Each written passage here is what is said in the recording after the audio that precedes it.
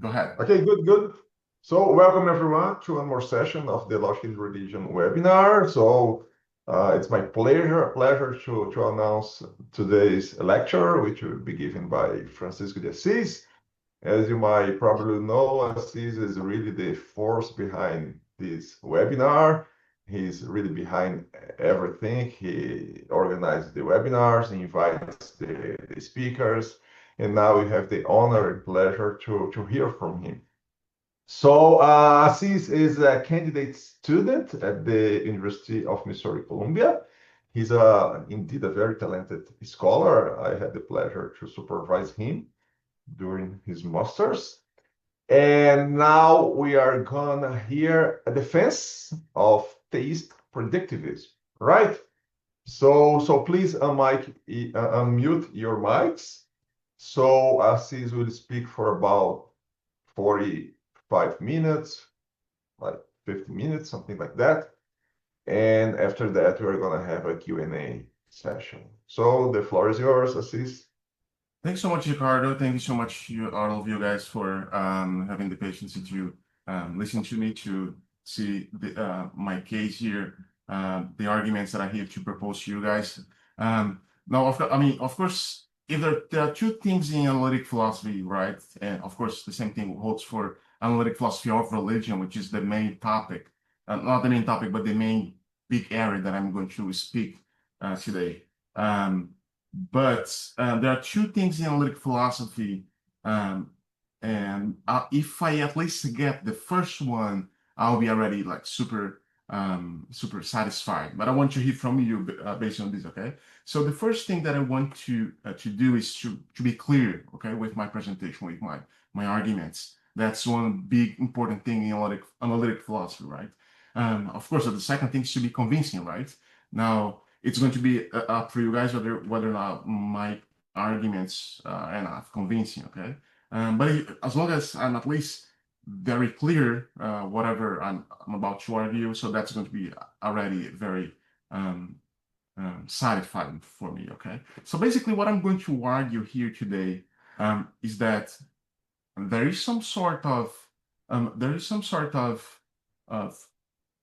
predictivism that is not only required by most of the contemporary arguments for theism, but also it can also bring some sort of problem for theism itself. Okay, so if whenever people argue that there is a God right now, contemporary philosophical arguments for God that involve inference to the best explanation, empirical arguments for God, typically, and I'm going to show you in a few minutes that it's typically the case that that theists make certain predictions. Now, I'm going to also show later that this is the sort of thing that even atheists do as well whenever they are arguing against God. Okay, so we can call this some sort of predictivism. Whenever you predict that God would probably create a word in such a ways, creating a good word if you are atheist, or you might think that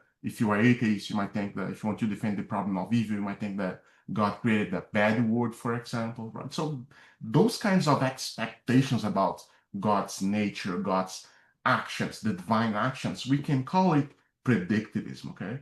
Now, the problem with predictivism is that, of course, some might claim that might involve dubious predictions, right? So how can we be so sure that that such predictions are really reliable in the first place? Okay.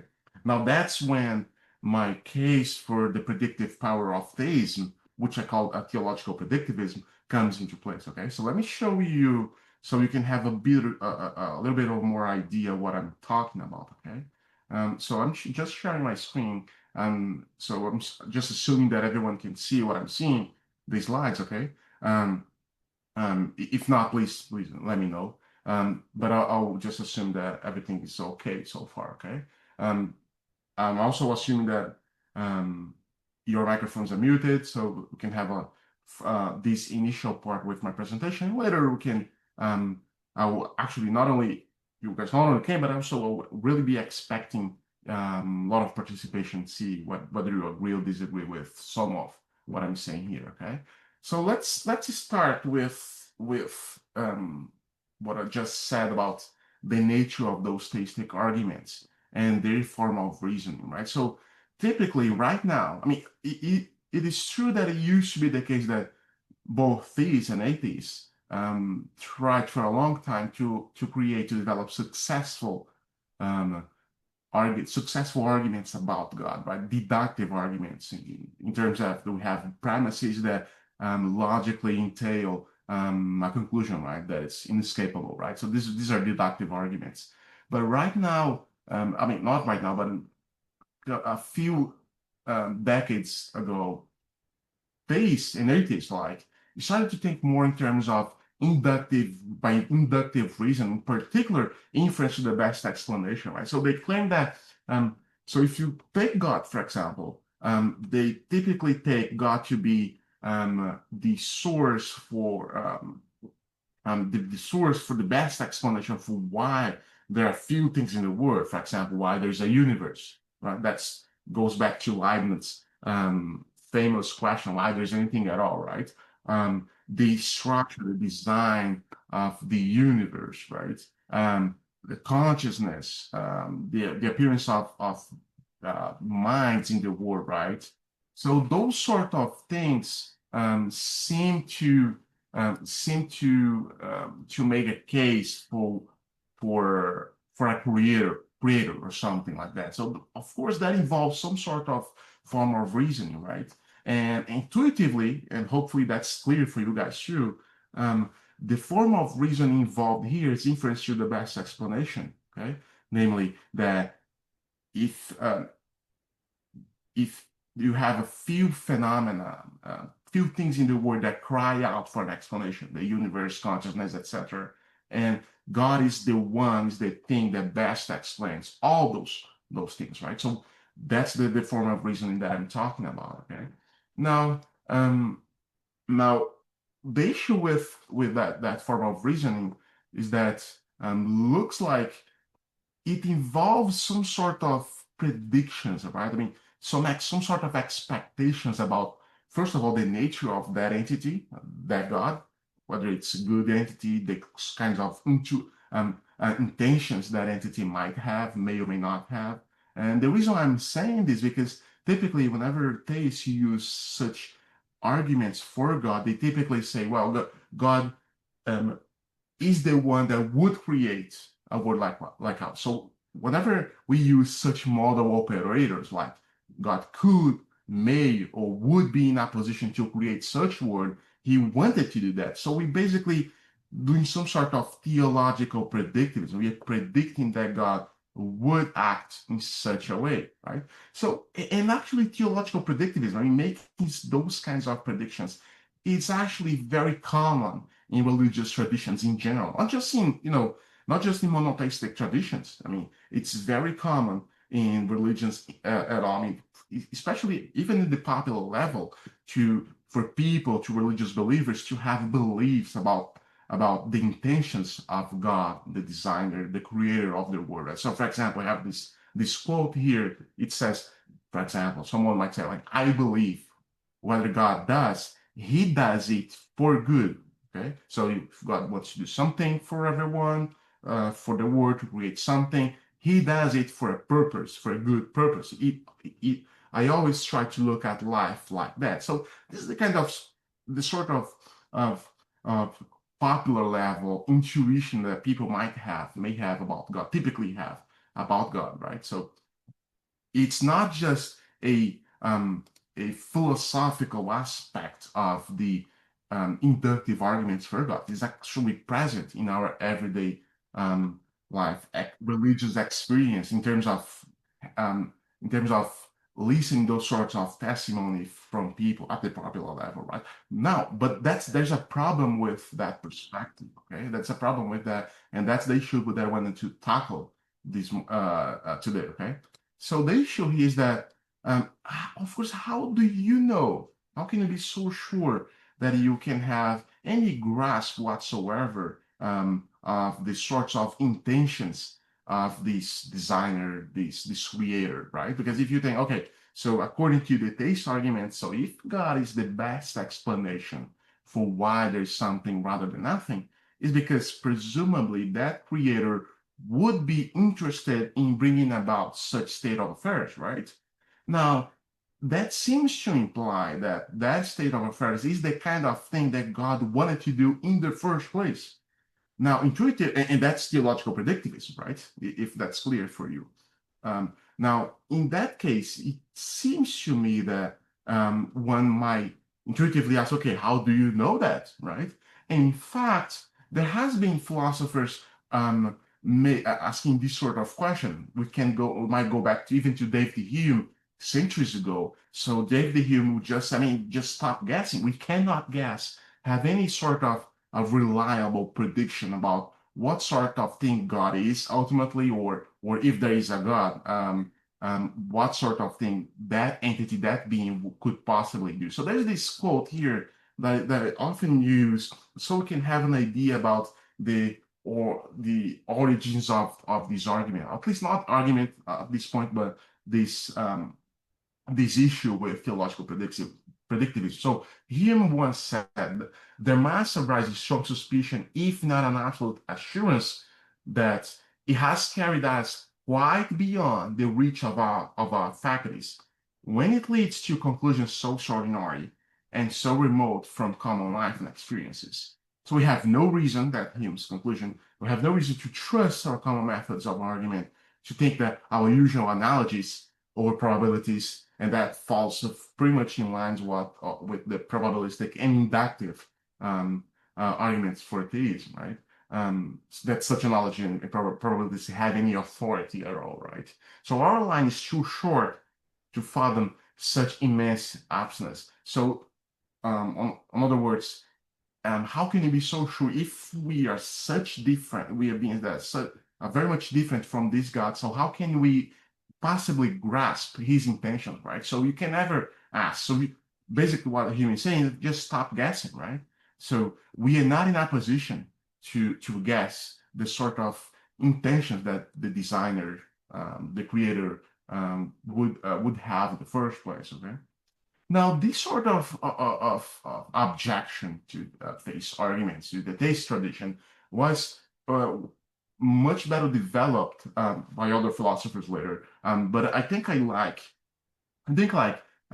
Sober's objection to, in particular, to one particular kind of theist arguments that I'll later show here that we can apply to any sort of theist arguments in general. But initially, Sober thought that we can't make, at very least, we can't make such predictions to get design arguments.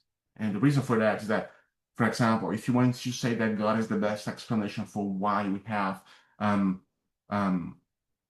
beautiful nature, a diverse nature, that we have an evolutionary process that does work, that explains the diversity of life, you cannot predict that God would have the specific intentions to create the human eye, for example, or that God would be interested in bringing about a universe that is well fitted for life, for example, that is well suited for life in the first place. And the reason for that, according to Sober, is that we cannot have any sort of confidence about the probabilities that will be involved whenever making such assumptions that God would be interested in having in creating such a world, right? Now, as a counter response to that kind of problem, that was already addressed by one of the main defenders of the inductive arguments for theism, right? That's Richard Swinburne, right? So we probably already know him. I guess he's the best defender of these theist inductive reasoning nowadays. So according to Swinburne and many others, that's just the main defender, but according to others too, there is a kind of a standard answer for that question, for that problem. And the standard answer is we can know at least some of the intentions of God, of the creator, by making some sort of philosophical reflection upon his nature. So by looking at more or less how that being would be, so perhaps we can have some sort of implications about what that being would be interesting in doing or bringing about, for example, right? So that's why Swinburne says our universe is of a kind such that given God's character, he might well choose to create, right? So basically what he's saying is that because our universe, for example, it's a good thing to be created, therefore, and God is good, therefore we should have some expectation that that's the kind of work that God would be interested in bringing about. Now, it looks like that Swinburne is appealing, and actually he does say that very explicitly. I'm going to show you in a few minutes that he does say explicitly that that he's appealing to God's goodness, in particular moral perfection, to make this sort of claim, because God is a perfect being, a morally perfect being. He's always preferred to do what is good, right? So in that case, if that's true, so we are in a position to expect that God would, it's fairly probable, Swinburne would say that God would be interested in bringing our universe into being, okay? Now, there's a problem with the standard answer, and that's exactly what I wanted to tackle here. Moral perfection is a very controversial concept, right? So if you want to appeal to such a thing like moral perfection, I think it is expected to have a very good defense of what that amounts in the first place, right? Because not everyone even agrees among moral philosophers what moral perfection is in the first place, right? I mean, does that mean that a morally perfect agent is supposed to do whatever is the best, or that just means that he can't make mistakes? Or isn't there a more demanding view of moral perfection in which the creator, I mean, not the creator, but the perfectly moral agent is also supposed to act supererogatorily, for example, doing more than what is morally required to? Or maybe you can say that moral perfection it's not even possible in the first place, right? So that's all different views about moral perfection, and that might create a problem for such an appeal, right? No, I'm not saying here that because there's these are the problems, therefore we cannot say that God is a morally perfect agent. That's not the issue here. The issue that I'm saying is that I think that even if we all agree, presumably we're talking about classic theism, for example. So suppose that we all agree that God is perfectly morally good. We still have the issue that how can we support theological predictivism if we can't use moral perfection? So it's fine. So maybe you could agree that God is morally perfect. That's fine. But maybe we could look for some other solutions to support theological predictivism. My proposal here, and I'm going to defend here, that the best way to do that is by appealing to a different property of the set of divine properties, which is the divine love.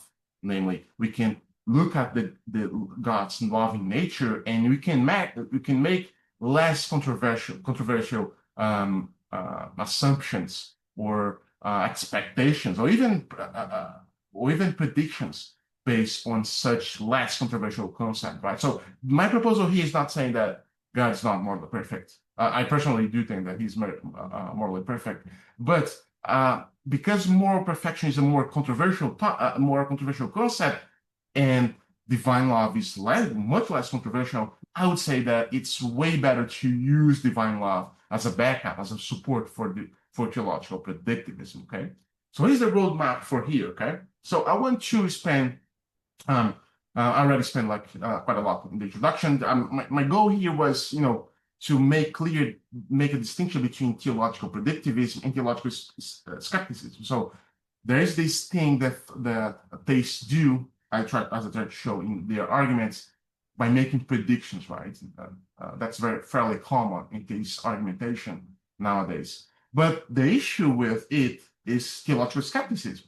Not everyone's going to agree. In fact, Sober, Hume, for example, these people thought that we may not be in a position to make such kind of predictions about God, right? So we have this battle, this fight between theological predictivism and theological skepticism. And I'm just wanting to show one way, namely by appealing to divine love, how can we overcome the problem of theological skepticism. I'll quickly, I promise to be super quick, just a couple of minutes, talking about a few key concepts involved here that are going to be very important for our discussion. The form of reason, which is best explanation, inference to the best explanation, and the probabilistic structure of those arguments.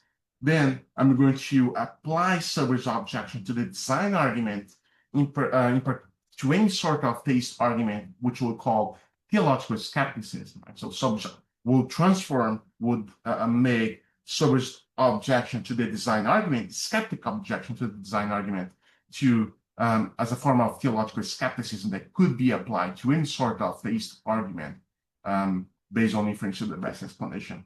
I'm also going to talk about the standard response and the problems involved with it, in particular, the issues with moral perfection. And then I'm going to show why I think divine love is less controversial, better as a support for theological predictions instead of moral perfection of divine goodness, okay? Finally, I mean, we can always talk more about the objections, but I have here not necessarily an objection, but maybe a kind of an implication of that problem. So maybe if we disagree with theological skepticism, namely that we should be in a position to make predictions about God, so does that mean that we can't be skeptic theists, namely use the standard golden response to the problem of evil, the inductive version of the problem of evil that says that we are not in a position to make predictions about God's reasons for allowing of certain evils in the world, right? So if we can make predictions about that, presumably we can make predictions about that sort of God's divine allowances of evil, right? Now I'm going to show that this is not an implication that we are supposed to be committed. So namely that skepticism doesn't entail necessarily theological skepticism, right? So the mere fact that it was skepticism doesn't make you to be skeptic about any sort of prediction about God at all in the first place, okay? So that's the idea for today. Let's start talking real quick about the key concepts here, the inference to the best explanation and the probabilistic nature of the theist argument. So I have this IB schema, this schema of inference to the best explanation. I don't want to say here that that schema is uncontroversially true, or that that's the sort of schema that everyone uses whenever they employs inference to the best explanation, right? But I think that's fairly common, at least among philosophers of religion, to argue in this way. So what they do is that they have in the first premise, for example, there are certain empirical facts, street events or whatever, that cry out for an explanation. The existence of the universe, consciousness, this sort of evidence that they wanted to use all the time whenever they argue for God. So second, so there are at least two competing hypotheses, two competing explanations that attempt to explain the above events, the above event facts that cry out for an explanation. We have theism, and we also have naturalism, right?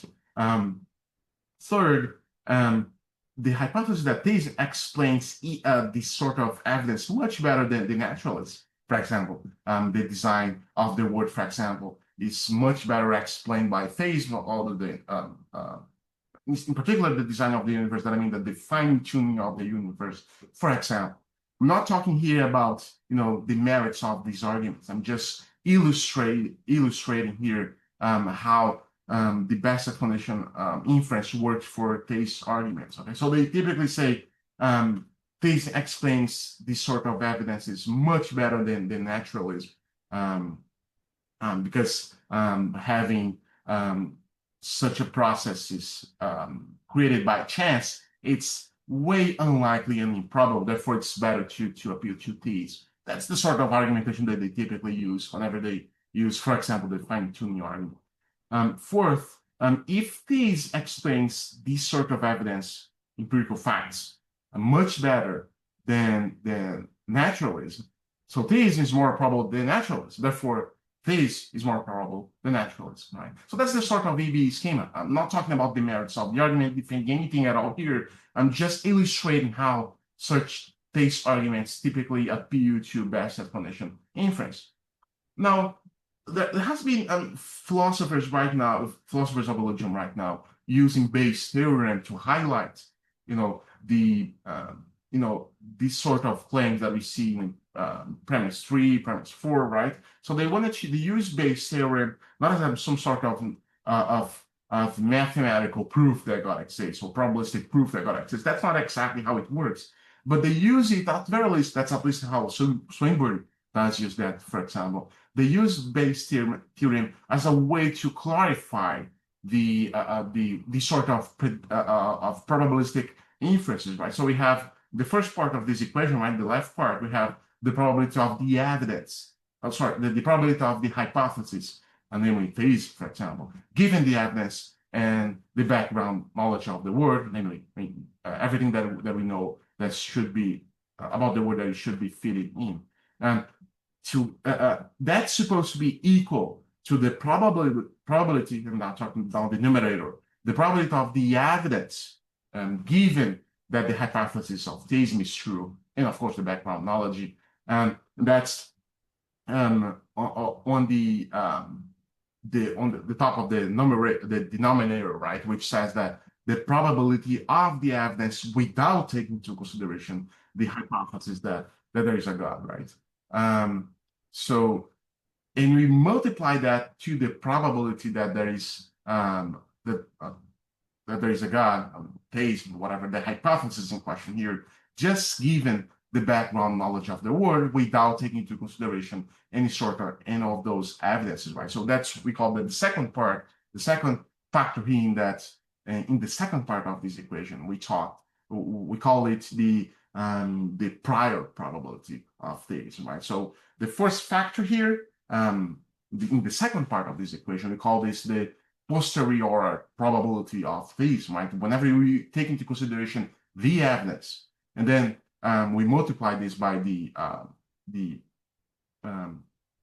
second factor of this of the second part of the equation, which is the prior probability of theism, without taking into consideration the evidence. Now, what is more important here for our purposes today is to talk about the two key aspects of the hypothesis of this probabilistic argument here, is that if we take into consideration just the first factor here in this equation, the ratio here, right, in the second factor of the second part of the equation here. So this first factor here, we have the numerator and the denominator here, and they both talk about the probability of the evidence, right?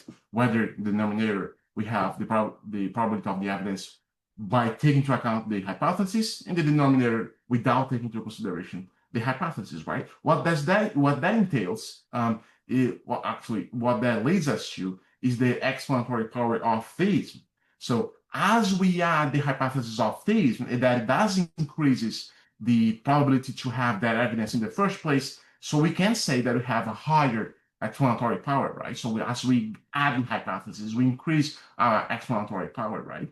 Now, at the same time, it seems, and that's what I wanted to argue here, it seems to me that as that sort of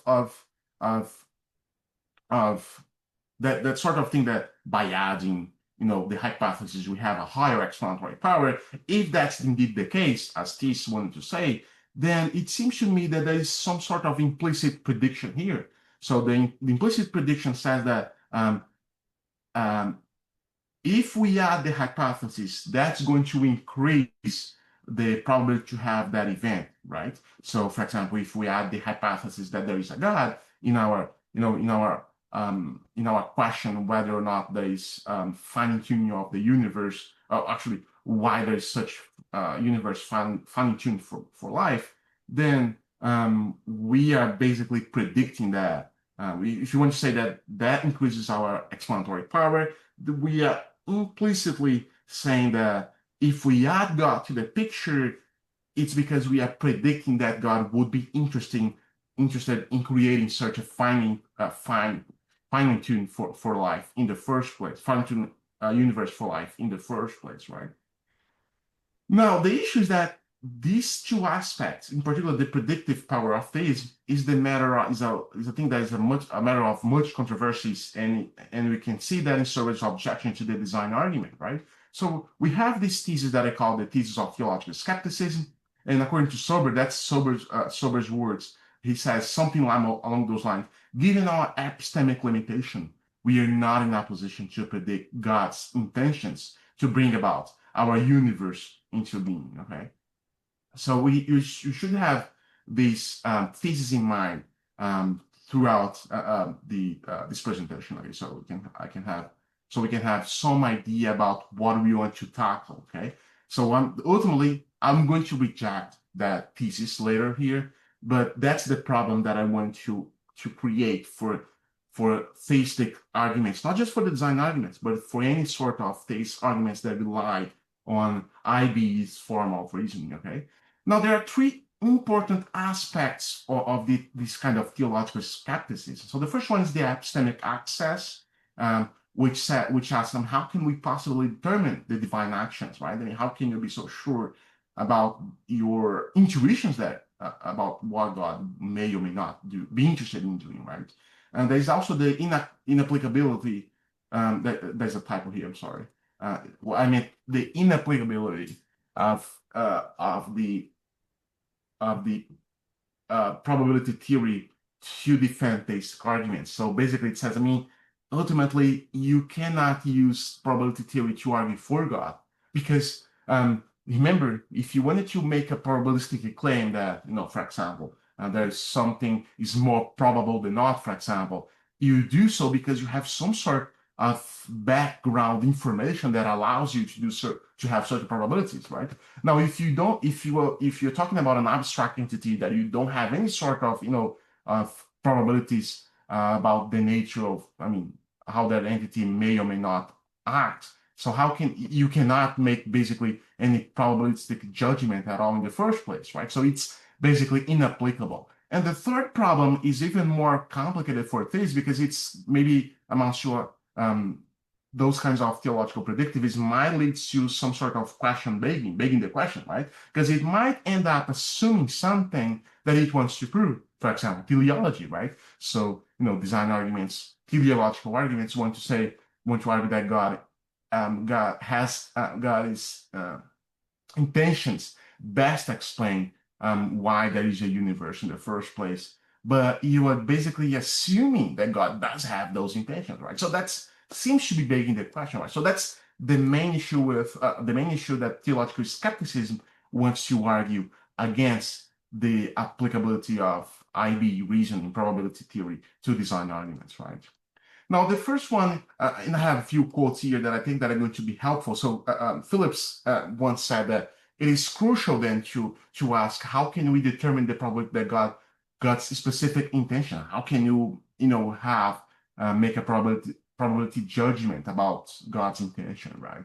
The inapplicability, right? So the concept of probability, according to Miller, cannot be applied in connection with arguments from design, right?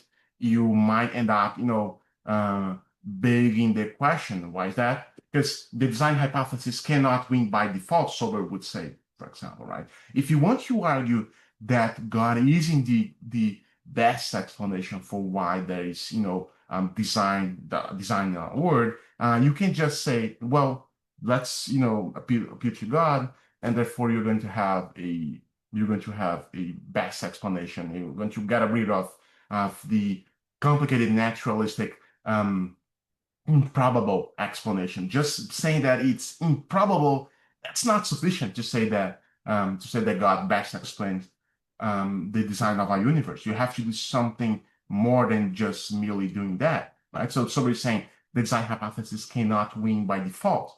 One must show that the design hypothesis confers on the observation with a higher probability, right? So basically, we're going to need to show, the theist need to show that design hypothesis not only helps, but actually increases the probability that the evidence happens. That's exactly what you can see here according to the Bayes theorem, right? As we add the hypothesis H here, then we have an increasing probability with the appearance of the evidence. Okay, so let's now get to the standard response, the golden response to that problem, right? So Phillips, for example, said that that's indeed the standard response, namely God acts. We can know that what God may or may not do by virtue of knowing that He's a perfect being, right? Now, there is also a few key aspects of that standard response, right? So,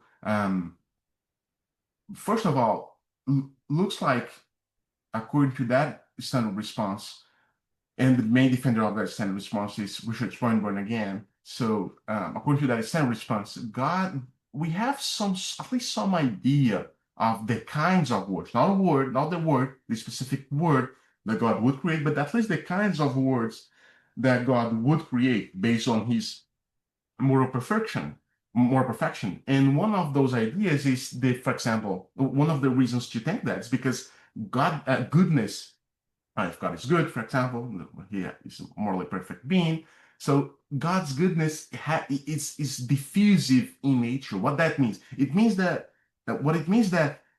whenever a person is good, we have this expectation, this intuition that whatever that person does, it does for a good, right? So it explains a little bit of the popular level intuition that people typically think that God does always what is best, right? So we at least have the expectation that God, a being that is perfectly good, would act to distribute, or at least to act in a good way, because goodness is the sort of thing that is diffusive in nature. It tends to create other good things, right?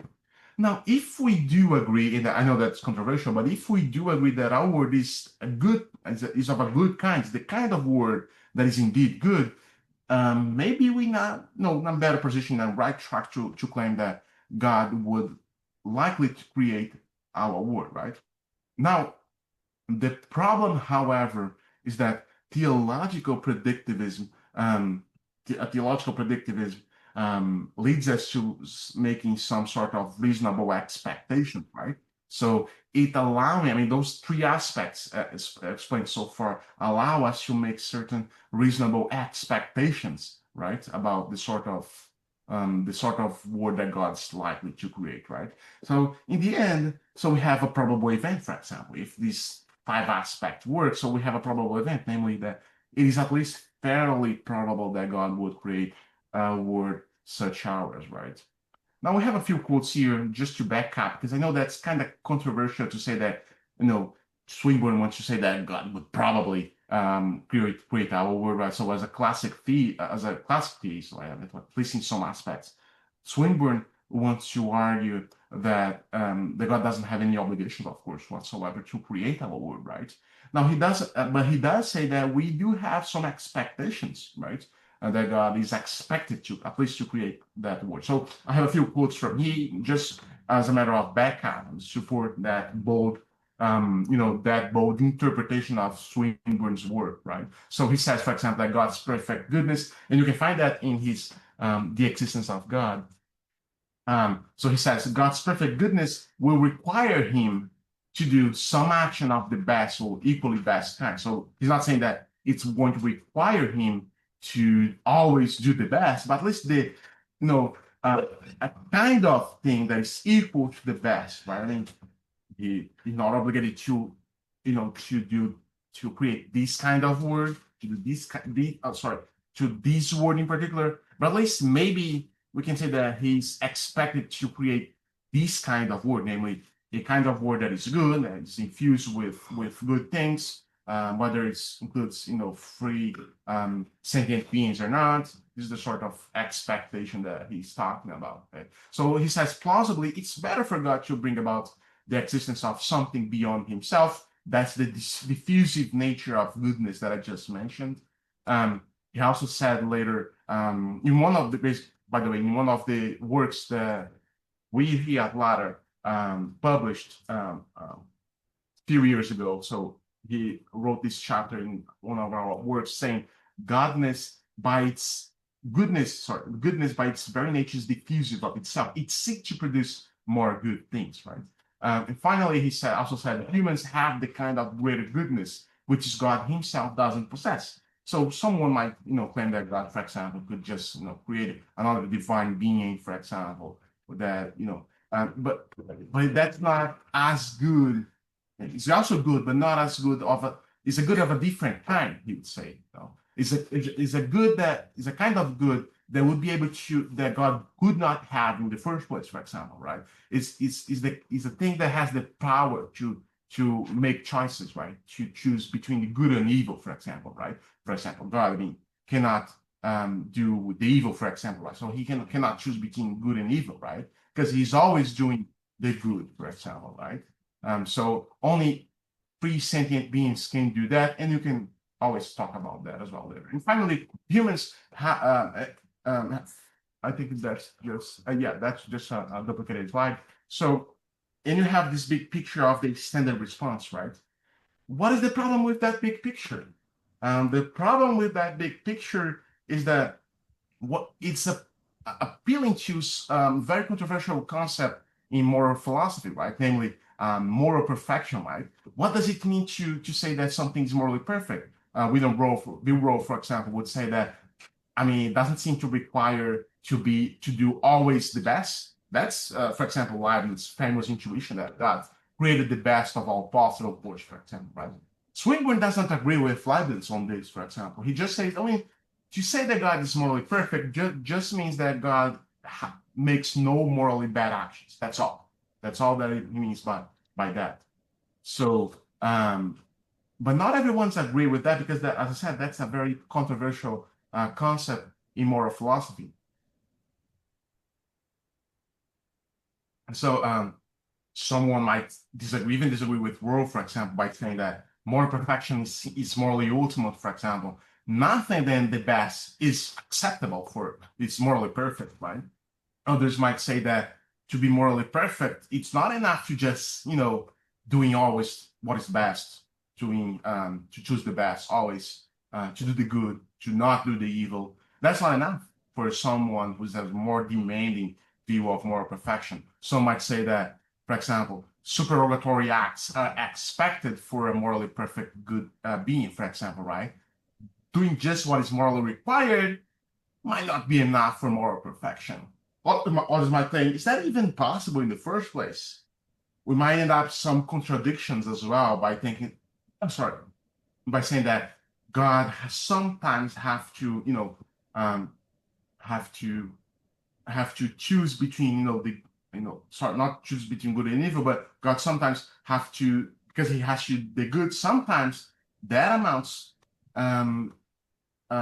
to doing something that is also evil. Suppose that, for example, if you believe in the classic distinction between hell and heaven, for example, you might end up saying that God,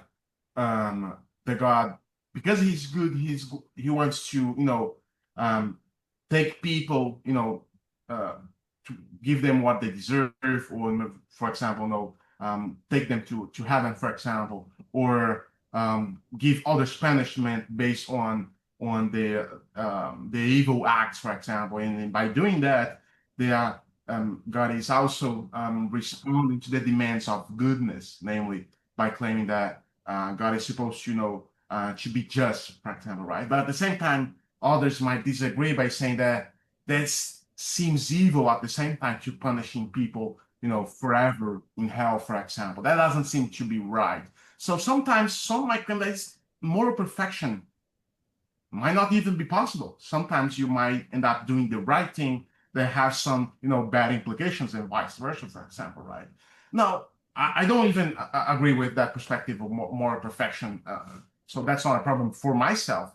But I do think that it might be a problem to use moral perfection, such a controversial concept, to defend theological predictivism, right? Because what is the ultimate definition of moral perfection in the first place, right? So to overcome those questions, those controversies that we can always talk about, maybe there's a better solution for that, right? And the solution here is instead of let's just forget about divine goodness or moral perfection, and let's think more about divine love. Isn't that less controversial? I think that love is the sort of thing that is, it's still, as anything else in philosophy, is controversial. But at least I think it's safe to say that love itself, or perfect love, or divine love, is less controversial than um, the moral perfection. Okay. So if that is the true, then we're in the right track to defend theological predictivism. Okay. So according to that, then the reason why we can use divine love to make case for theological predictivism is perhaps because there is some sort of good analogies between a human love and divine love. So this philosophical theologian Wrestling, for example, would say that human love resembles divine love. Then it is probably the case that the human can use her insight into human love to form generally reliable beliefs, maybe even predictions, theological predictions, for example, about divine love, right? So that's what the philosophical theologian could possibly say about this, right? So here's my proposal then. So if that analogy is the case here, so I have an idea here to respond to the demands of theological skepticism without having to appeal to moral perfection. So, for example, we may have what I personally call the law of prediction principle. So, according to that thesis, that principle, if a person P1 loves, namely desires to love or wants to engage in a, have this feeling or these beliefs, loving beliefs to other persons, to another person P2, then P1 will probably act to be in a relationship with P2.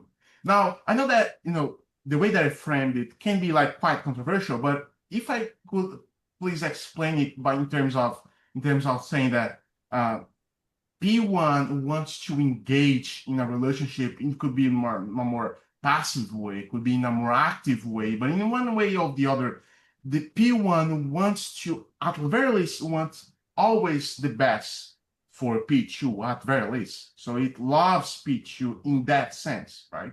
At very least, it wants to produce good. It wants to act in a way that is going to be for the good of P2, okay? Of the second person, or namely the object of that person's love, okay?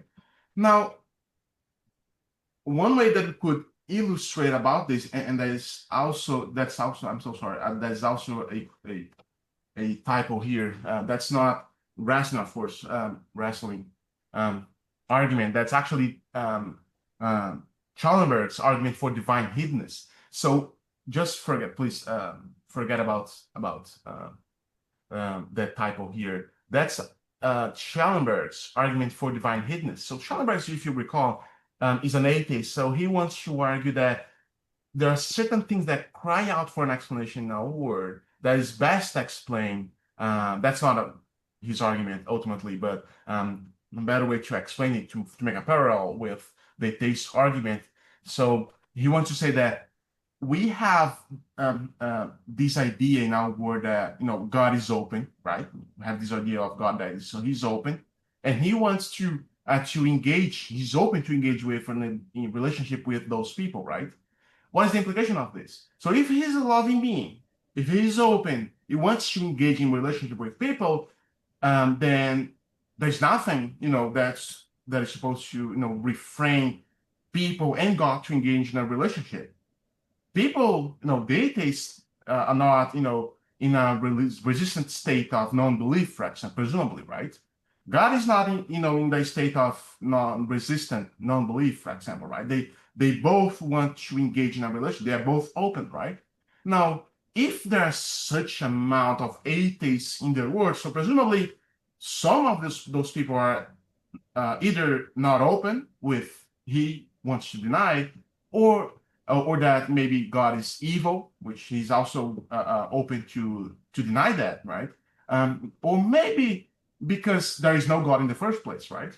So that's an argument for atheism that appeals to divine love. So if God is open, for the purpose of our illustration here, if God is love. So according to Schellenberg, remember that's not Western, Schellenberg.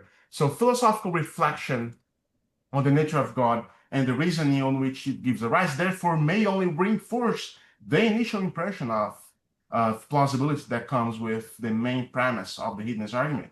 If there is a God who is always open to a personal relationship with any finite person, then no finite person is ever in non-resistantly state of non-belief in relation to the proposition that God exists. So we have this illustration according to Schellenberg's argument for divine hedonist, and the upshot is that if theists can make at very least convincing arguments based on divine love, why not theists, for example, right? So I think that just serves as an illustration how I think that we can use divine love as a very good support backup for theological predictivism. But finally, and that's just for us to finish, finally, we have a few implications for that claim, I know, right? I will leave to the objections for later for the discussion. But here's an implication. So should one, if we are supposed to, to deny theological skepticism, right? As I wanted to argue here, according to divine love, as Swinburne used perfect goodness to argue against that, doesn't it mean that we also supposed to deny skeptical theism, right? So, namely, shouldn't one deny skeptical theism if they deny theological skepticism, for example, right? So the implication here, according to that, is that works this way. According to Sober, for example, he wants to say, what is the probability that there would be as much as evil? That's the problem of evil, right? What is the probability that there would be as much as evil as there is if the universe were produced by an all-powerful, all-knowing, and entirely benevolent God? And what is the probability of that much evils existing if the universe were produced by a mindless natural process? So the upshot for Sober is that the logical observation that saves theism from the attempt to deduce the non-existence of God, remember, skepticism, right? That's exactly what skeptics want to say. It comes back to hunt the theist hypothesis in this new context. So if the ways of God are so mysterious, skeptical theism would say this, right? We have no way to evaluate the first of these likelihoods, right? So the theist hypothesis is safe from this confirmation by the very fact it is untestable. So Sober is saying that even if you want to apply, skepticism, for example, that only shows that theism is untestable. That's another argument against theism, right? So the upshot is that perhaps nobody wins, right? So if you can't, use theological skepticism, for example, if you can't use theological predictivism, you should be skeptical. You can also use the same argument to defend theism, right? Namely with skeptical theism, right? So maybe we are not in a position to make such a prediction in the first place, right? To respond to that, real quick, just to respond to, so we can end to get to the discussion, to respond to that implication, maybe the implication is not, at very least, not so strong, because we can come up with a very important distinction between skeptical theism and theological skepticism. The way that Sober is arguing here, he's arguing as if it's an inevitable implication. So if you defend theological skepticism, then you are good to defend skeptical theism. Now, if you reject theological skepticism, then you cannot defend a skeptical theism, right? Because they go hand by hand, they go together. My claim here is that that's not necessarily the case. If you look at in the details the literature of the skeptical theism, Steve Weixler, for example, and later in his work, he came to the conclusion that that skeptical theism is not as necessarily a state of disbelief. That's not skeptical theism. I know why some people might say this because of the label skeptical theism. But some have their mic not muted. Basta. I'm going to mute them. Sorry for that. So the claim is that we have this distinction, right? So the founding father, let's say, of the skeptical theism, Steve Weixler, for example, would say that that's not a state of disbelief. That's not an actual skepticism. That's why Dan Schneider would say that that's a bad label for this kind of concept, right? It's actually a state of epistemic humility. So we should be careful whenever we arguing about God, right? That's very different from theological skepticism, which is an actual state, epistemic state of disbelief. Now you might reply by me, but wait a minute.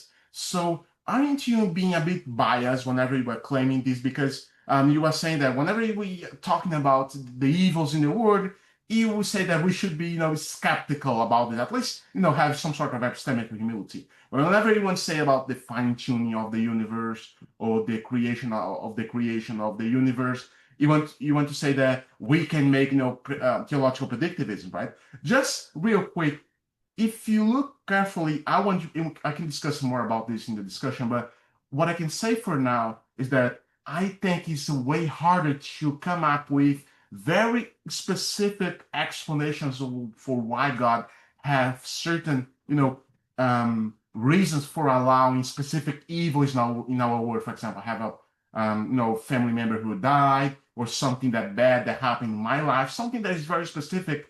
I honestly think that it's way harder and more difficult than just to come up with very general explanation for why there is something rather than nothing, or why God is likely to want to create a world like ours, for example, right? So that's why we can always get back to this, but I think that's just a false implication. So you can definitely defend at least some version of skeptical theism without necessarily having to be skeptical, defending theological skepticism in the first place. Okay, so that's pretty much it. What I wanted to argue, just to wrap up, we have this battle between theological skepticism and theological predictivism. I wanted to show that the standard response to the demands of theological skepticism is not very helpful, which is, for example, Swinburne and others appeal to divine perfection to argue against that, and because divine perfection, God's perfect goodness is a kind of very controversial concept, namely moral perfection is very controversial. I think it's better to appeal to divine love as a less controversial strategy to defend theological predictivism. Now, I just want to thank you guys for listening to me to this boring talk. But I wanted to, as anything else in analytic philosophy, as I said before, you have to be very clear and you have to be very convincing, right? I'm not so sure if I was enough convincing. It's up to you guys to say whether it was convincing or not. But hopefully, if I was at least clear enough, then I'm already satisfied with that. Okay. So I appreciate this paper right now is under review at Faith and Philosophy, and I'm probably going to need to revise it. That's inevitable. So please, your objections, considerations are more than welcome for that. So thank you so much for that. I think that's now time for Ricardo to step in and to manage the Q&A. So thank you guys for listening to me. Ricardo, go ahead. Thank you very much, Assis. Thank you for such a very interesting talk. Very, very good. So we have time for questions. So you please raise your virtual hands.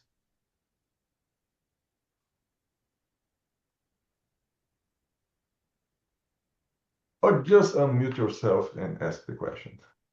It doesn't matter. Yeah, just feel free to jump in if you, if you have an interaction, that would be good to have that sort of interaction, that interruption.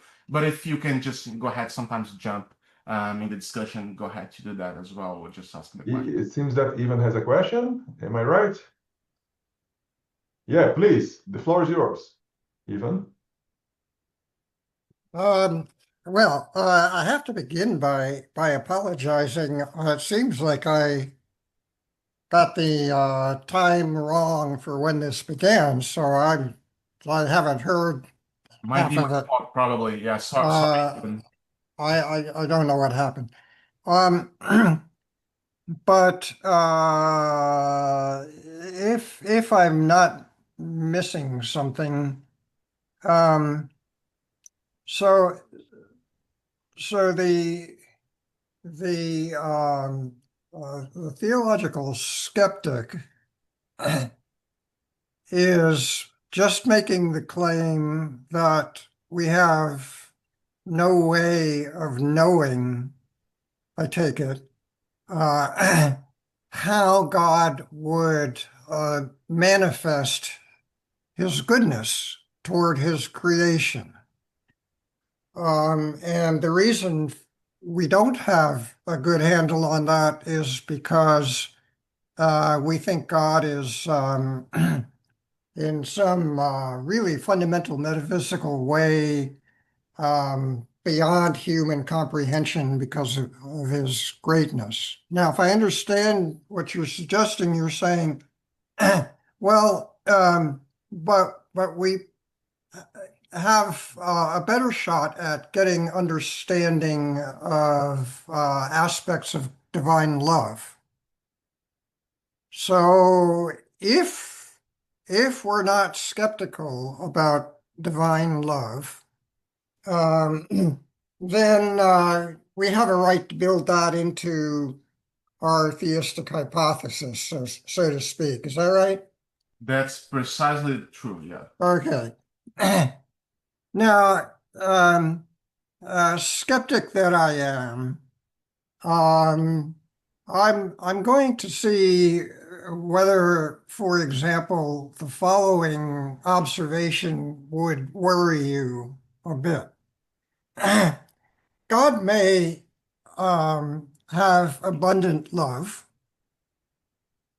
for his creation, and because of that, seek to, as you put it, maximize the amount of good that can result from his exercising that love in the way in which we at least might hope to understand such an exercise.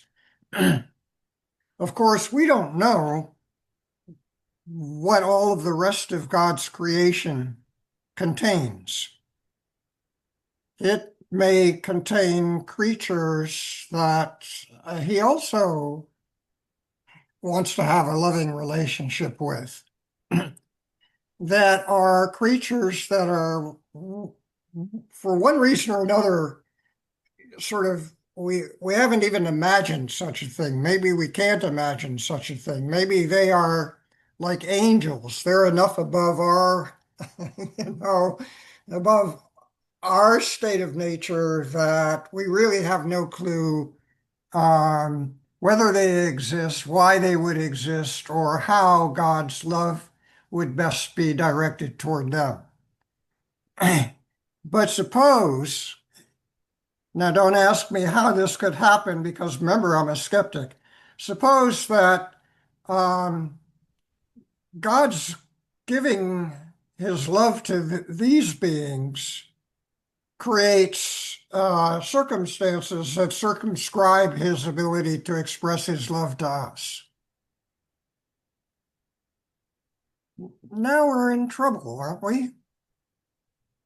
I mean, now it looks as if, in fact, appeal to love doesn't help make our situation less imponderable than it was, so to speak, at the beginning, where the field was open to any kind of moral issues.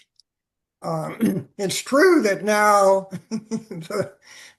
things have been narrowed down, but when the infinity is the boundary, I'm not sure. How much do you think you should worry about that? That's a wonderful question and comment, even. I really appreciate that. That's super interesting. Maybe one way to think about what you're saying, and let me start by trying to interpret what you said, just to make sure that we're on the same page about this, okay? So you were saying that, okay, so I can take it that, by appealing to divine love, we can narrow down the number of possible words that God may or may not create, for example, right? But the issue is that it may not have narrowed down enough so we can make a reliable prediction. Is that you are arguing? Is that what you're asking, even? That's okay. I can take it narrowing down, but not enough. Is that what you're saying, even? Well, you could. I mean, this is a familiar and attractive direction to take, which is to build more into your hypothesis Right. about God. But we know that the price you pay for that is that you lower the prior probability. Right. So, I mean, that looks to me like you're robbing Peter to pay Paul, so to speak. I mean, what I can say for this, I mean, if we take philosophers use analogies like family analogy also all the time, like for example, parental analogies, very much used in the problem of evil, divine hiddenness, for example, right? But I think the divine law, human law analogy is also very helpful here, because if we agree that the sort of love that the divine being is supposed to have is not very much different from the human love, then you have an abundance of illustration of how that kind of love works, right? We have like billions of people living here for millions of years on planet Earth, and we have a lot of experience how this sort of love works, right? Now that might be imperfect, but if we build in a more abstract way, such that we get to a more perfect form of love, then we might be in a better position to better understand how that love could possibly predict certain actions, right? And in fact, do that often whenever we say that, well, that person doesn't really love that other person, because a person who loves would never do such things. So we do have certain intuitions about how love is used, even to the popular level, how love is used to make predictions, right? An example that I myself use in my paper is that, for example, it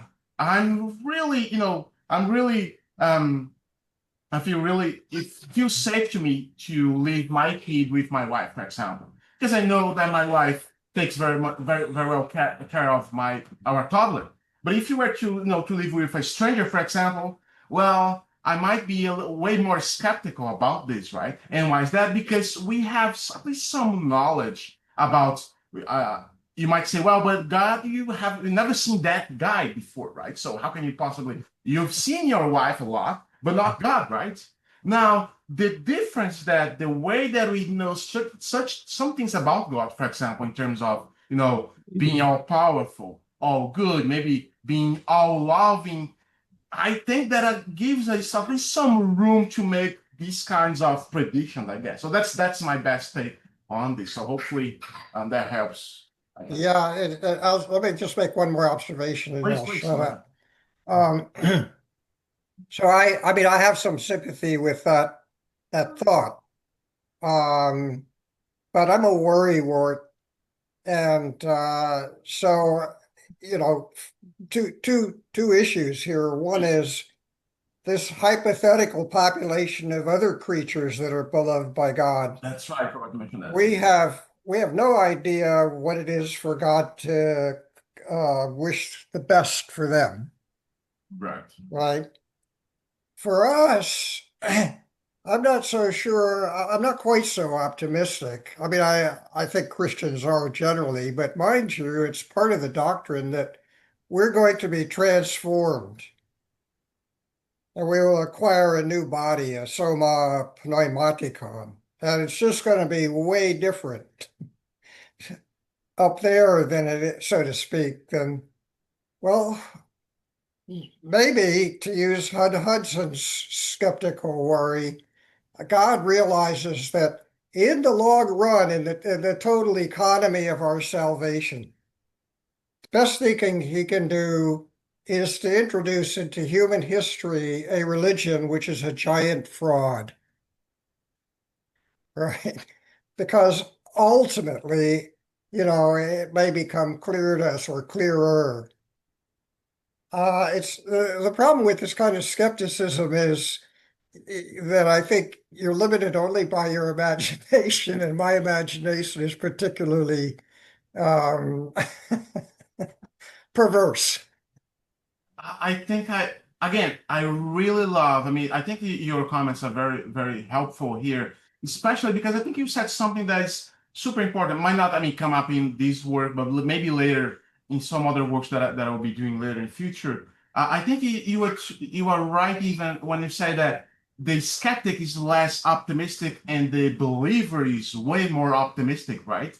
And I think that's pretty much in part of, the risks that we take. Maybe if you're more conservative, epistemically conservative, you might not want to, to bet that God would do such things, to bet such some of those predictions. But if you are less optimistic, but if you're more optimistic, then you might be, comfortable in making some predictions. So everything might end up boiling down to whether or not we are well justified in being optimistic or pessimistic. Now that is a whole other different discussion, right? But which I agree, which is very important. But I think that will lead to another word. But again, I appreciate because I bet that I'll further work on this by making the distinction between the importance of being optimistic, a pessimist, epistemically pessimist. So yeah, I appreciate even that, but that was super helpful. Unfortunately, I can't talk. I don't have time to go further, talking about the distinction between maybe the kinds of beings that God may or may not create, because we have others to comment as well. But I appreciate that, and I'll promise you take a look at this later. That was very helpful, even. Thank you. Okay, thank you, Ivan. Thank you, Assis, for the answer. And so we still have time for questions. Okay, so I might have a question. Assis, so you seem to be phrasing. Sorry, Ricardo. I think that Antanas. So there's another person who already raised his hand, her hand. Yeah. Hi. Yes. Sorry, Ricardo. No problem. Just a quick one. Now, the problem that I see is with the absolute freedom of God. Like any kind of predictability you introduce harms the idea we have about God, about absolute freedom. And this brings into my mind certain debates from like Louis de Molina and the voluntarists.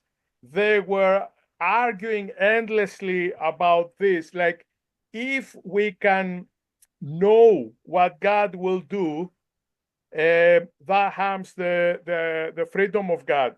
Now, this is one. The other thing is about the issue of love.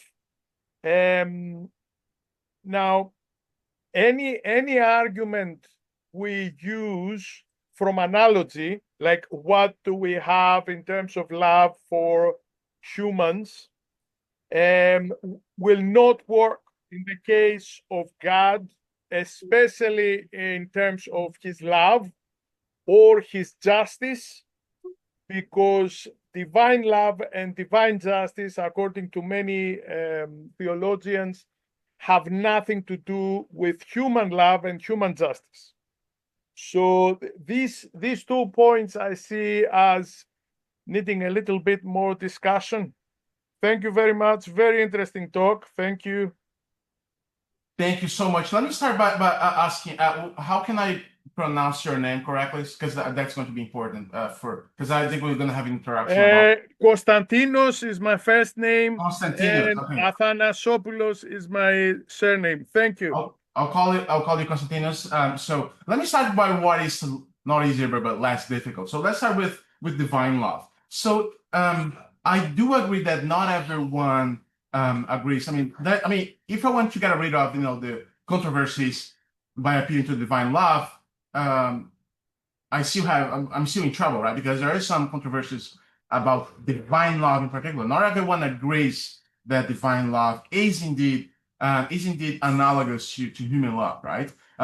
Normally, philosophical theologians like Jordan Wesley, they are other than others like Eleanor Stump, Alex Proust. They would say that divine love resembles. I mean, it's different, but it still resembles human love, right? I mean, now that's going to be a matter of intuition. Right? I have different intuitions now, but one way that I think I can still defend the analogy between human and divine love is by looking at very least what we know that love is. Okay? So let's get back to the to my law of prediction principle, for example, right? So if you want to say, if someone wants to argue against me and claim that human love is totally different from divine love, totally different concept, totally different thing, then maybe if we agree that my definition of, I mean, not that's not a definition of love, but the way that I'm framing love here is indeed true or accurate, then, and you want to say that God's love is something else or something different, then you should be committed to the claim that is not applicable. What I'm about to talk about love is not applicable to God. But then you might be in trouble with the notion of divine nature. But let's take a look at it. So according to the law of prediction principle, the way that I frame it is that a person P1 loves P2, loves another person P2, then if that is indeed true, if the antecedent is true, then according to the consequent, then P1 will probably act to be in a relationship with P2. I mean, there are ways in which you can explain this by saying that Eleanor Stump, for example, would say that just means that the person who loves the object of her love just wants the best for the object of the love. I mean, to enjoy what is best, to have fulfillment, to have pleasure, to have the good. So we have this idea of love of just basically doing the best for others, acting to help others, to support others. So the implication here is, I'm sorry, I think my toddler wants to participate, but he'll stop in real quick if my wife helps. But anyway, so what I'm saying here, if that is true, then we have a kind of accurate view. If you have an accurate view of love, then and you want to say that divine love is different than this, so are you going to be really able to commit yourself to the view that God, for example, is not interested in acting, in having intentions to act for the good, for the best of others? Because if it doesn't, then might goes a little bit against the traditional views of God. Francisco, let me offer you this intuition. Please, go ahead. Right? For example, suppose someone wants to kill me, okay? Now, I may be in a relationship with God. God may be in relationship with me, but he's also in relationship with my killer. So he may allow my killer to kill me. So as you can understand, if I put on God's will that there's no way he will allow the killer to kill me, okay, I deny his freedom. So there is, you see, there is a difficulty here, okay? Thank you. That was super helpful, actually, what I said. So basically, you were saying that we can have at least some illustrations here of how these two are different without necessarily having to get rid of, the traditional views of love from saying that God is not love, right? Now, at the same time, I think that there are two things that are important that we should to distinguish here. One is an epistemic question about what we may or may not know about God's love or divine love. And the other one is a metaphysical question about God's loving nature, okay? So so maybe if I'm not mistaken, you are proposing us to question the metaphysical nature of divine love. So it's not about what we know about divine love. is that divine love is something else. So it has a different metaphysical nature. So according to your illustration, I would say, I would disagree with you and say, I don't think that's a matter of a matter of metaphysics, namely the metaphysical nature of divine love. I think that's what you're proposing here. Sorry, I think the implication based on what you're proposing here, namely the illustration that you just mentioned, it leads us to a epistemic question. I mean, maybe we're not in a position to know the reasons why God may or may not allow us, allow me, allow my killer to kill me, for example, the murder, whatever. But what I'm saying is that doesn't necessarily gives us an entailment about, about the divine, the metaphysical nature of divine love. I think that it also just gives us some insight about some epistemic insight about our epistemic position of knowing God. I mean, how God acts. Maybe he will have some reasons. Maybe we cannot know his reasons. Maybe if you are Christian theist, for example, maybe we have some views about God's allowances of evils, or if you were, Hinduist, for example, you have different views, right? But then it's going to be an epistemic question. Maybe that's my view, my best way to answer your question. That's not a metaphysical question about the different metaphysical nature of divine love. But let me also talk a little bit more about, the more difficult question, which is the divine freedom, right? So because I totally agree with you that if we are prepared to say that we can predict some things, for example, that God would create at least certain kinds of words. So it seems like we are committed to the view that God had to do some things. And that's pretty much in lines of what Swinburne himself said a few times, which seemed very controversial, but I wanted to quote him to have a proof of what I'm saying is right. So for example, so when he said, for example, so for example, he said in The Existence of God, page 116, God's perfect goodness will require him to do some action. But that doesn't fit very well, does it? Because he believes in divine freedom. He takes that very seriously. We know that. But at the same time, he's using that very strong word to saying that God is required to do certain things, like to act certain ways. Now, that does seem to create a contradiction, but not necessarily. There are ways in which Swinburne himself answered that in a kind of contradiction by appealing to the distinction between creating kinds of words and creating particular words, right? So as you get more words, get more in terms of numbers, then you have, the requirement is more or less demanding, because God still has some room to create some words as he pleases, as long as he has the demands of creating that kind of word. For example, the kind of word that God is perhaps required to create is the one that doesn't, that is not bad, for example, because he's always act in a good way. He cannot do what is bad, for example. He cannot make mistakes, for example. So in that way, according to that perspective, God has enough freedom within the range of possible words that he's somehow required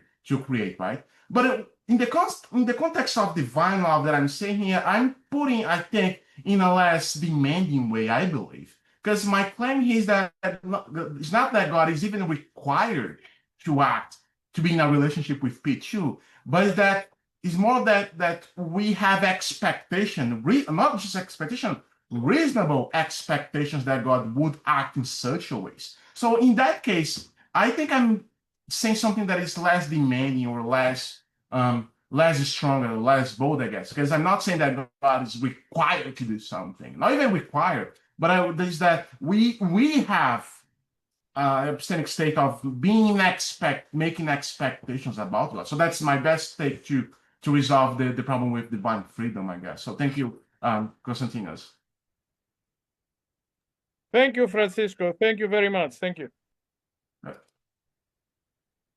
Now, Ricardo, maybe he left. Maybe he had to leave. I knew that he had a meeting, so maybe we'll have some problems with internet as well. So in the meantime, let me see if others have any other questions. In the meantime. anything else they want to discuss? Francisco, there are questions in the chat box. I don't know if you see them. Oh yeah, I appreciate this. Today I'm the one presenting and managing things, so it might be hard sometimes. So I appreciate that. So let me take a look. Let's say very interesting talk. So Jonathan, for example. So very interesting talk. Okay, so are you saying that we can't predict what divine love will entail better than divine goodness will entail, and that this is because we use an analogy of human love to understand the divine love might entail? I think that's precisely true. So if so, why couldn't the analogy of human goodness tell us just as much as about the divine goodness? Why human love is more informative? That's a very good, more informative than the human goodness. That's very good. I think that's also that's helpful for me to be as clear as possible. That's one of my important goals here, as you recall. And I think that the difference, if you recall here, the difference. The question of the issue with the problem with divine perfection. I think the issue with goodness is not as much as the analogy between human goodness and divine goodness. I think the trouble is the controversial nature, not of the analogy. Okay, I think the analogy is helpful. I mean, think about what is good for a person to do. What is the best thing that a person may or may not do, right? I think that's helpful as we get more perfect. I mean, if as you improve your actions, then you might get closer to divine perfection or moral perfection. I think that's helpful. That's not the issue. The issue here that I'm proposing with divine perfection, with moral perfection, that's the standard response to theological skepticism, is that because moral perfection itself, forget about human goodness, divine goodness in particular, in terms of moral perfection, or this kind of ideal way of acting, that is a concept that is very controversial in moral philosophy, in particular by trying to get a precise definition of what that amounts to. If you think that divine perfection is just a matter of optimality, doing the best, like Leibniz, a view of God's being the one that creates the best of all possible worlds, then you might be in more trouble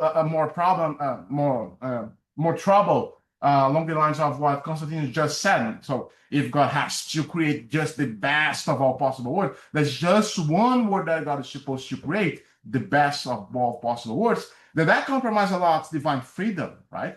But to preserve that, Swinburne does just want to say, well, I just think that moral perfection is just merely the idea of not doing what is bad, the absence of morally bad actions.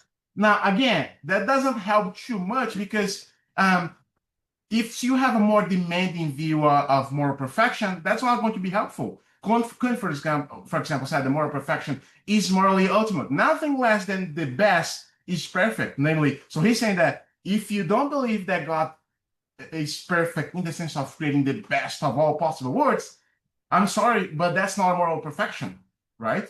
So that's his view. Now, ultimately, I don't agree with him, but I do think that those kinds of controversies can make the theist in a less favorable position when defending theological predictivism, because he has a more demanding task here, namely to define and defend the possibility and the nature of the concept of moral perfection. So I don't think that there's a difficulty with the analogy between human goodness and divine goodness. I think the problem is more about the definition of divine goodness. What is that? If we agree, as most of us would, that divine goodness is just another word for moral perfection, ultimate perfection, divine perfection, moral perfection, then we still have the trouble of explaining what is that in the first place. And people have different views about this, okay? So hopefully that was helpful. I have here, maybe I will reply. Okay, so thank you for interesting talk. So maybe a final question. In the meantime, you are welcome to raise your hands to ask additional final questions. So Albert asked, I'll put my question. So in what ways does human love reflect the nature of divine love, and where does it fall short? Thank you so much. That gets back to my appeal to what philosophical theologians about divine love had said about this. And I think I agree with Jordan Wrestling on this, because the way that human love resembles divine love is more or less in terms of how we understand what love is in the first place. If we understand, and I think that's less controversial, love as the sort of strong feeling that we are supposed to help others, or that we are supposed to do the good for others, maybe feel empathy towards others. Those kinds of feelings, not just merely feelings, but also actions. I mean, at popular level, people would say that, most would say that love is not just an emotion, but also an action. You are acting for the benefit of others. All those views of love, I think they are helpful to think of a more idealistic view of love. So if we get closer to divine love, to perfect love, by adding, not merely perfection, but by improving. So maybe I could be, I'm pretty sure that I'm not the best of all parents, but my goal is to be the best parent as possible. So maybe I'll fail with that, but my goal is always to improve, and my goal is to to be the best, to act best, or to be the best philosopher, the best student, or the best husband. So even though I know that I'll often fail, especially in being the best philosopher, because that's perhaps the most demanding one. But even though I know that I'll fail, I always have this intuition that I could always do better, right? And as we add, the demands of improvement, then we can get to the point that then you have perfect love. Now, probably we don't have that. That's just an ideal love. I think that's kind of closer to the divine love. As we have the analogy, let me put it this way to be as clear as possible. So we have the human, fallen love. As we have the need to improve, at least idealistically, then you have this idea of an ideal love, to do the best for others, right? Even though we sometimes will often fail, we have this intuition, the intuition of how to be the best loving being, how to improve towards that ideal love, for example. I think that's the kind of love that everyone does have in mind, at least most have in mind. And that's how I think the analogy, the human love resembles divine love in that sense of always trying to improve, okay? So thank you so much. I think we are done with at least the questions in the chat, if I'm not mistaken. Yeah. So anyone else wants to raise an additional question?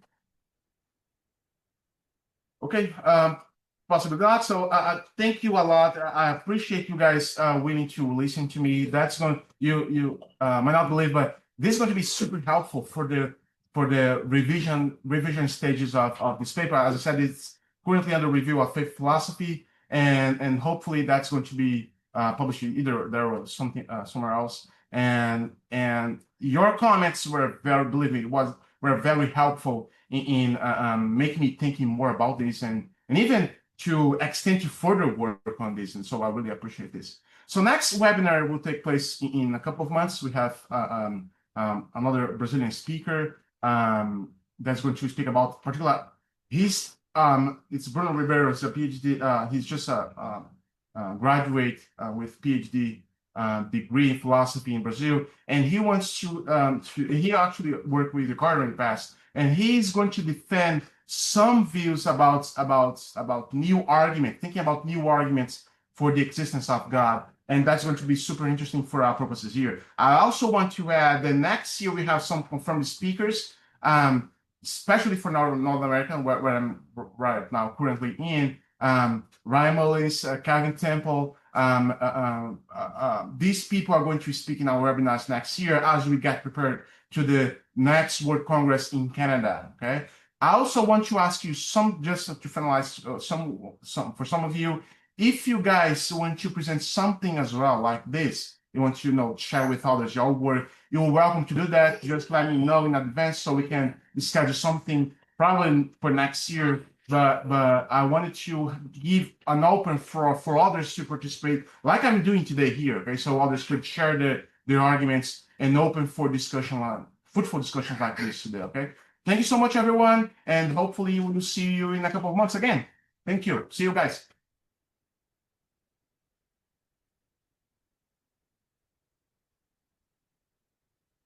Já tinha anunciado.